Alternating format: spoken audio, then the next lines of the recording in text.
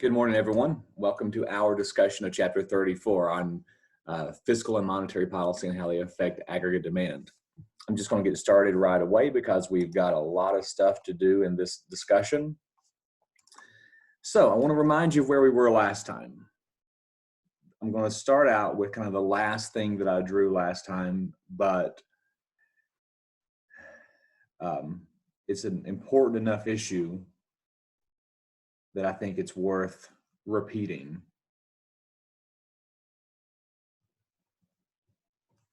So here's where we are. There's where the economy is starting. We have aggregate demand 1, aggregate supply 2, or aggregate demand 1, aggregate supply 1. We're starting out at point A, and the economy is at the long-run equilibrium. The economy is at the natural rate Y bar. Over here, if we think about it in this space, right? Here we are. Here's the natural rate Y bar. The economy is here at point A. Some shock happens. The shock causes aggregate demand to fall to aggregate demand 2. That could be a million reasons. It's very, very common to see a recession that's driven by a drop in aggregate demand. That puts us over here at point B. The economy falls into recession over here at point B. That's where we are right now, actually. The economy is in recession at the moment. But as we said at the very end of the last discussion, the economy fell into recession essentially because after aggregate demand fell, there were wage and price rigidities and misperceptions in the economy that threw the economy off balance. And that's reflected in that upward sloping aggregate supply curve. But over time, as those wage and price rigidities disappear,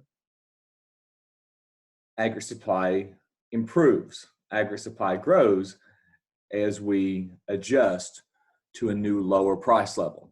The economy moves from A to B initially. Sorry, this is really scribbling. The economy moves from A to B initially, but then it settles up at point C. The economy has a permanently lower price level, right? There is no natural rate for the price level. There is never a natural rate for a nominal variable. That doesn't make any sense. We have a permanently lower price level, but as we return to point C, we get back to the natural rate of output, which is what matters. Over here, in this space, the economy naturally returns to point C, and then we move along and wait until some other shock happens. As we said before, the economy fixes itself. The economy fixes itself. That seems fine. That seems great. But have y'all thought of anything that is missing in this picture? The question that remains is, how long does it take for the economy to, oh my gosh, how long does it take for the economy to fix itself? We haven't said anything about that. I mean, here I have time on the horizontal axis, but we haven't said, does this take 3 months for the economy to fix itself? Does it take a year for the economy to fix itself? Does it take 2 years for the economy to fix itself? We haven't said anything about that. All right, I'm going to get out of here, and I'm going to go back to my PowerPoint now.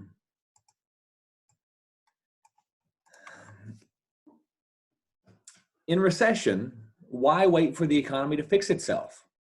Right? I mean, some people kind of have a natural inclination to think that the economy fixes itself relatively quickly. And sometimes it seems like that may be the case if you look back through economic history. But there are other instances where it seems like the economy takes a long time to fix itself. And there are certainly instances in economic history that would support that view.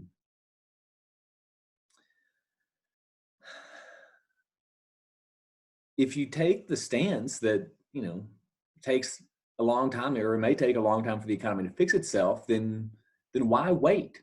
Why just wait for this process to happen? John Maynard Keynes, who we mentioned last time, he was living during the Great Depression, which was the most severe and the most long-lasting recession that we've had in modern history. Here's this famous quote from Keynes: "In the long run, we are all dead." It's like the context here is, well, okay, we fall into a recession in the short run, but in the long run, aggregate supply will adjust and the economy will fix itself. That's what we're depicting there in that figure. But how long is the long run? How long does it take to get to the long run? Well, Keynes thought that was a long time. He thought this self-adjusting mechanism was very slow. It took a long time. He said, in the long run, by the time the economy fixes itself, we are going to be dead. So, famous line for you, kind of a grim line, but I think a powerful and a cool and an interesting line and a famous line in economic history. So, what can you think of? Like, what can we do to maybe change this process? Let's go back to screen share. Let's go back to my chicken scratch tablet here. I'm going to start off on a new figure.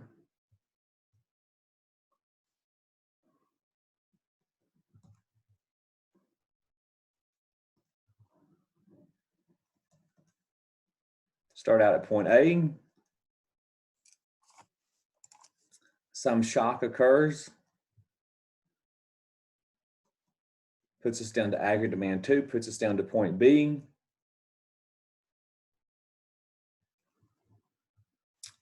What have we discussed that fits into this picture? If you think back to the determinants of aggregate demand, we have some tools that we can use as a society. When I say we, I'm talking about we as a society. We have some tools that we can use to affect aggregate demand. In particular, we have monetary policy. So if we're in a recession, right? If we find ourselves in a recession, we have monetary policy, right?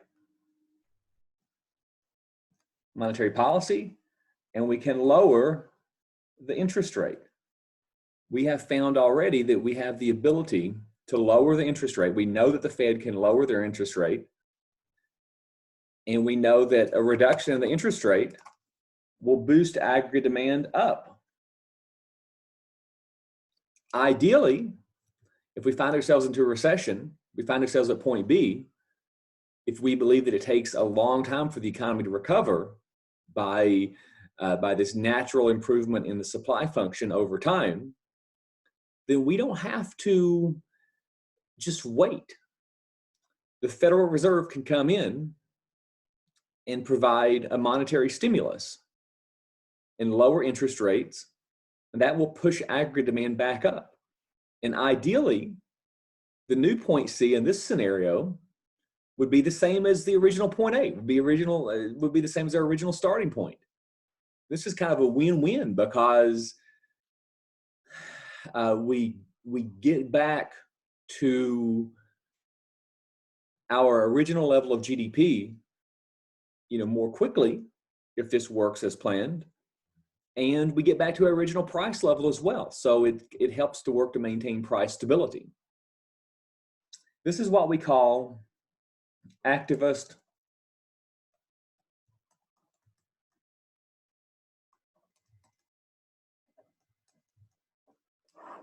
stabilization policy. So it's activist because we're actively intervening in the macroeconomic system. We're not just waiting for the system to recover on its own, because that may take too long. We're going to be dead by the time the economy fixes itself, according to that famous quote from Keynes. So it's activist, and we're working to stabilize GDP and unemployment as well. We're working to stabilize the economy. So it's activist stabilization policy. And one tool that we can take for that is monetary policy. In a recession, we can lower interest rates, and that will boost aggregate demand. Just to show you a little illustration of that, here we have the quantity of money in the system. We haven't shown this graph before. This is a new graph, so don't think this is, you know, something you're supposed to be familiar with. We have the quantity of money in the system. We have money demand. I'm not going to discuss why money demand slopes downward. It may be intuitive, but it's described in the book, so you can certainly read it in the book. We don't have time in this video for it. On the other hand, though, we have money supply. Over here, we have the federal funds rate. So a price mechanism here is an interest rate. Right? If we're talking about money, the cost of borrowing money is, of course, an interest rate. But in this case, we're talking about a nominal rate.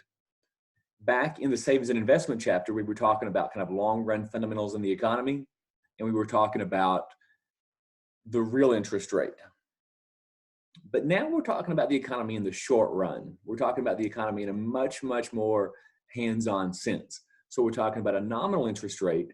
And in this context, we're talking specifically about the federal funds rate. The federal funds rate is a very short-term interest rate. It's the rate that banks charge each other on short-term loans. Okay? Banks are borrowing and lending money to each other all the time, as we said back in the money chapter. And the rate that they charge each other, it's called the federal funds rate.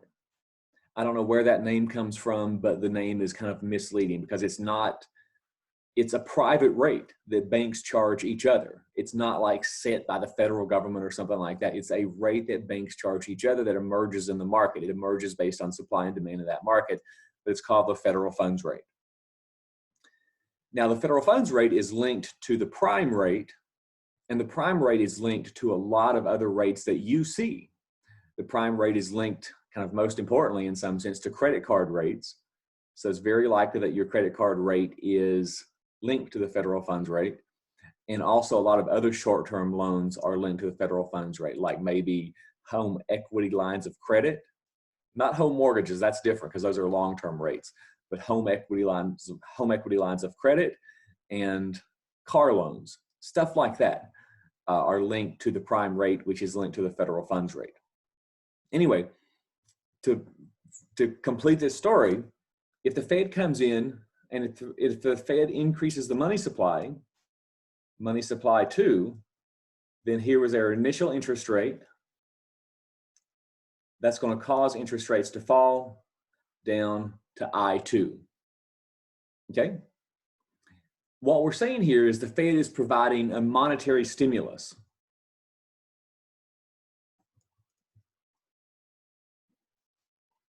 The Fed is providing a monetary stimulus. The Fed is increasing the interest. The Fed is increasing the money supply, which in turn lowers the interest rate. That's a monetary stimulus. Now, if we want to compare this,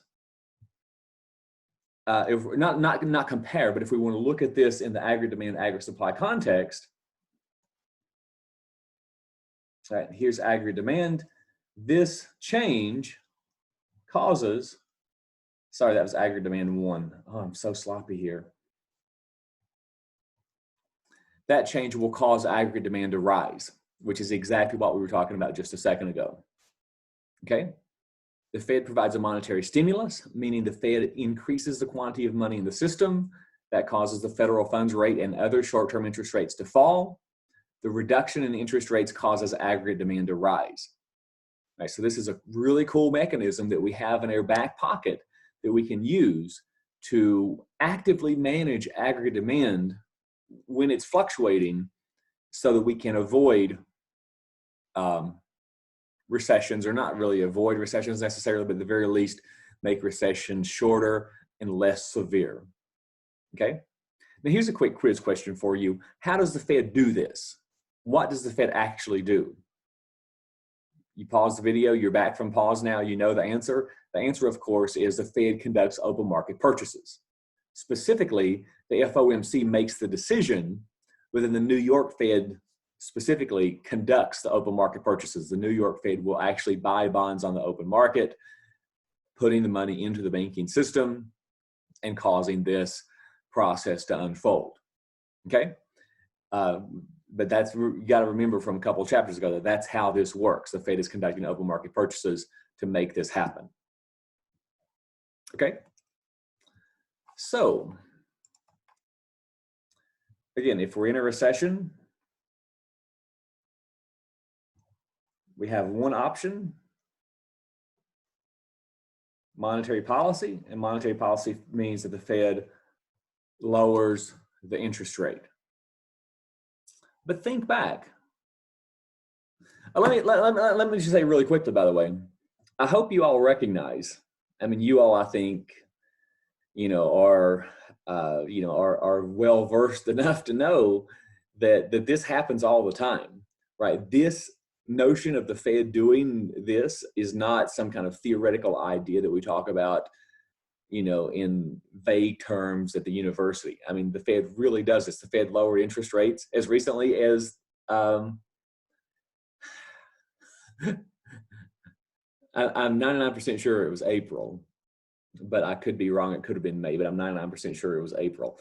But literally, when the coronavirus hit, first thing the Fed does is they come out and they lower interest rates. So this is exactly what the Fed does on a very routine basis. The Fed has been doing this since the 60s in some sense, but at least since the 80s, the Fed has been doing this very, very consistently to manage macroeconomic fluctuations over the short term. Okay, so this isn't some vague, weird idea. This is something the Fed does regularly. Certainly during the 1991 recession, during the 2001 recession, during the 2008-2009 recession, and now during the coronavirus recession, the Fed has absolutely been working to manage interest rates in this way so as to manage aggregate demand over the economic cycle. Okay? Anyway, I wanted to make that point. I had forgotten about that point. The next issue, though, is think back to the determinants of aggregate demand. Right? This isn't the end of the story. There are other things that affect aggregate demand that we can manipulate as well. We have fiscal policy. Right? We have monetary policy, which is conducted by the Fed. Right? This is not conducted by the government per se. This is conducted by the Fed. The Fed is an independent body. But then we have fiscal policy. If you don't use that word fiscal very often, then it just refers to the setting of government spending and taxes. Right? So this is done by Congress with the president's signature. Fiscal policy. So what can we do with fiscal policy in a recession? Well, we have two options. Here we can lower taxes. We can lower taxes, or the other option is we can raise government spending. Lower T or raise G, or a combination of the two. Right? Either one of those things will also boost aggregate demand. Right? So we have three options at our disposal here. And we don't even have to use just one. We can use some combination of two or three of them. But the Fed can conduct fiscal policy and lower interest rates in a recession. The Congress and the president can use. I'm so sorry. I'm so sorry. Oh, I'm going to get you all confused by being careless this morning.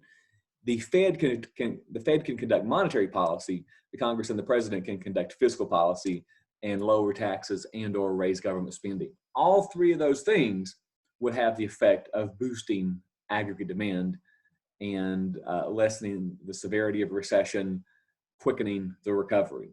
Does that make sense? Just a couple of other things to share here. I'm going to go back to my PowerPoint. Now, fiscal policy, we're still talking about activist stabilization policy, okay? This is still in the realm of activist stabilization policy. And we're still talking about expansionary policy. I don't know if I've used that term, but we're talking about in a recession, we're trying to intervene to expand the economy. So this is expansionary policy, okay? But now if we talk about the fiscal policy side, that can also be referred to as Keynesian policy, okay? I mean, this is the same idea here. It's just that when Keynes was originally working with this idea in the 1930s, he was talking about fiscal policy. Monetary policy wasn't brought into the fold until the 60s. But so anytime you hear somebody say Keynesian policy, that's referring to the fiscal policy side of this, although this is all nowadays in the modern world, this is all in the activist stabilization policy discussion. Just real quick, if we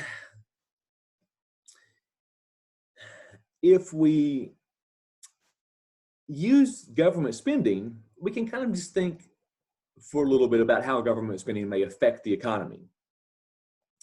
So we have a multiplier effect to consider here.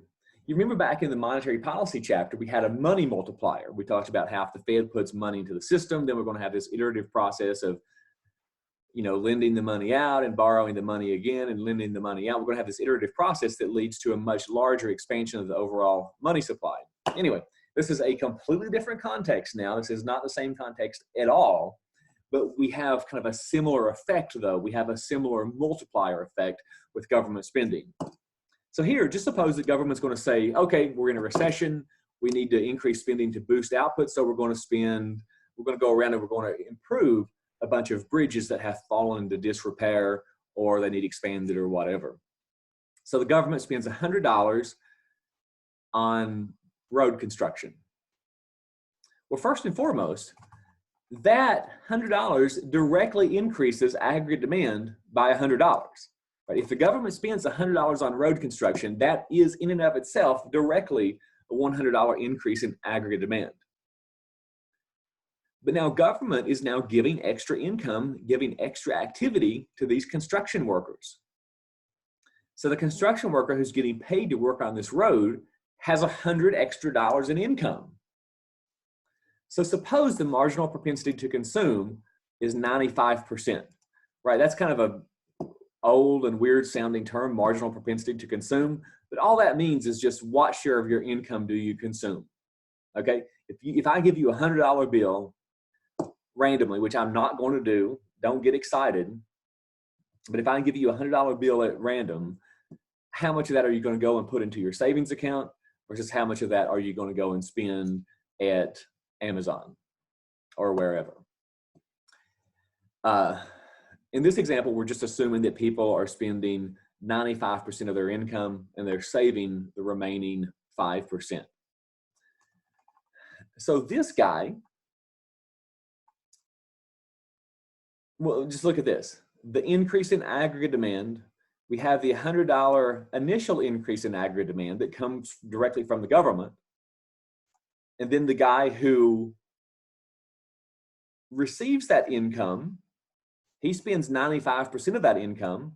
So that's an additional $95 in aggregate demand. That guy, let's suppose he goes to the ice cream shop and he buys $95 worth of ice cream. Well, that's $95 in additional income that the ice cream shop receives. Suppose they spend 95%, they spend $90.25. They go to the guitar store, buy a new guitar. You can't buy much of a guitar for $90.25, but whatever. They go to the guitar store, they spend 95% of that income. They spend $85.74, and this process goes on and on and on. And we have this iterative process of I spend, that creates more income for you. Then you spend more, that creates more income for the next person down the chain, so on, so on, so on. So we have this multiplier effect that enhances the initial increase in aggregate demand. The multiplier can be quantified as 1 over 1 minus the marginal propensity to consume, or 1 over the marginal propensity to save. Okay, this is the same idea as that money multiplier that we said back before, right? This is essentially the equivalent of 1 over the reserve ratio, right? It's savings, right? The marginal propensity to save, this is the 5% in this example. It's the savings that slows down this process, right? Just as before, it was the holding of reserves that slowed down the money creation process. Here, it's the saving that holds down the spending multiplier. If the savings were 0, right? If the savings were 0, then the spending would be 100 plus 100 plus 100 plus 100 onto infinity. Now, if savings were zero, then 1 over 0 would be infinity. That would be the multiplier. But as that savings rate gets higher and higher and higher and higher, then that's what slows down this process. So a higher and higher and higher savings rate would translate into a lower multiplier altogether. Okay? And this is just the way that you work with it. The increase in government spending times the multiplier leads to the overall increase in aggregate demand that you'll eventually see once this process is finished. Okay?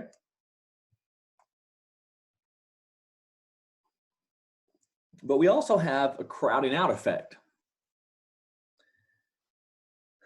Crowding out effect.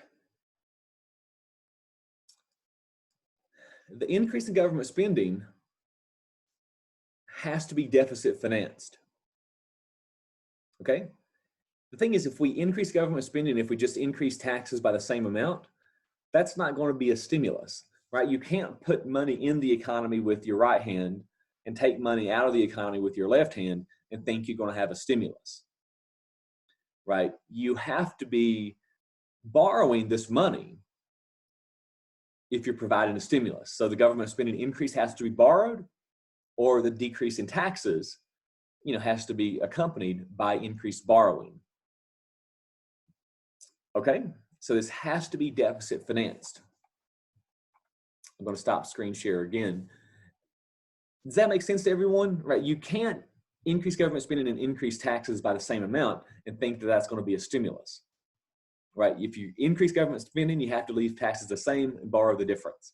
If you decrease taxes, you have to leave government spending the same and borrow the difference. Okay? So the crowding out effect idea is the idea that we are going to drive up interest rates, because this increase in the deficit will drive up interest rates, and that will itself erode some of the increase in aggregate demand that we see. This is what it looks like. I am really schizophrenic today in terms of going back and forth.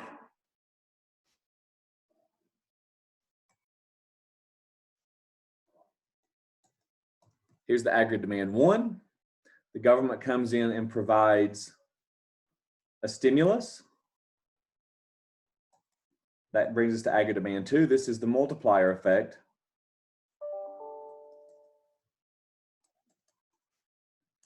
Right? And we know how to quantify that, right? If the government spends $100, if the multiplier is 10, then the overall increase in aggregate demand, right? This distance, the distance between the two curves, will be, 1,000, right? If the government spends $100, the multiplier is 10, then the horizontal increase here will be just the increase in spending times the multiplier, 1,000 in this example.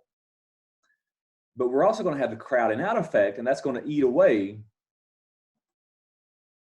at some of that increase.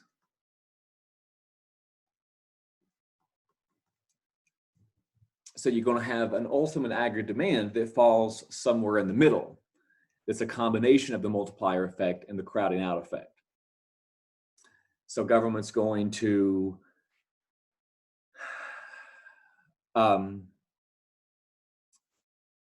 ultimately decide on the size of the stimulus. You're going to have to be able to quantify the multiplier effect and be able to quantify the crowding out effect and put the two together. And that's the kind of work that economists would do. And you'll see economists who are out there doing research and publishing numbers on what they think these different effects are. So here's the ultimate idea.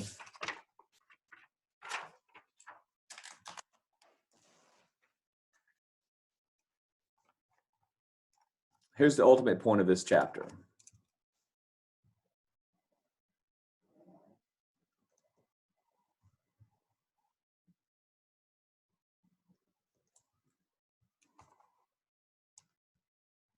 Here we see the stylized diagram that we drew at the very beginning. The stylized diagram that just shows the fluctuations in GDP over time. What we want to do is we want to just smooth this out. We want to smooth down these peaks, and we want to smooth out these troughs.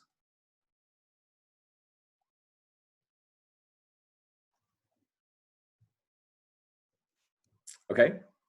We want to just get GDP to be, we still wanted to get it to grow over time. You see, clearly GDP is growing over time in this picture. It's just growing in a way that's smoother. We don't have those high peaks and we don't have those low troughs. It's just better for everyone to have a more stable path of growth over the long run. Smooth out the peaks and smooth out the troughs. We mostly focus on the troughs, honestly. The idea is when the economy is in recession, when the economy is going towards a trough, at this point in time, we pursue expansionary policy, right? We pursue expansionary policy during the troughs, but it also applies during the peaks. I haven't mentioned that yet, but during the peaks, we pursue contractionary policy. I'm sorry, that's really scribbly, but it's in the book, so you got the word in the book, contractionary policy. We want to use these tools that we have at our disposal. We want to use monetary and fiscal policy in this way to boost the economy during the low points and cut back on the economy during the high points. Boost the troughs, cut back on the peaks with expansionary and contractionary policy. And this is a cool idea. I hope that you all can see that this is a really cool idea that we've worked up. And I think in many cases, since we've been using these ideas somewhat consistently, I mean, nothing government does is really consistent, but I'll say since we've been using these ideas somewhat consistently since the 1930s, we have a lot of evidence, and I think a lot of that evidence points to the idea that we have actually smoothed and stabilized the business cycle over time.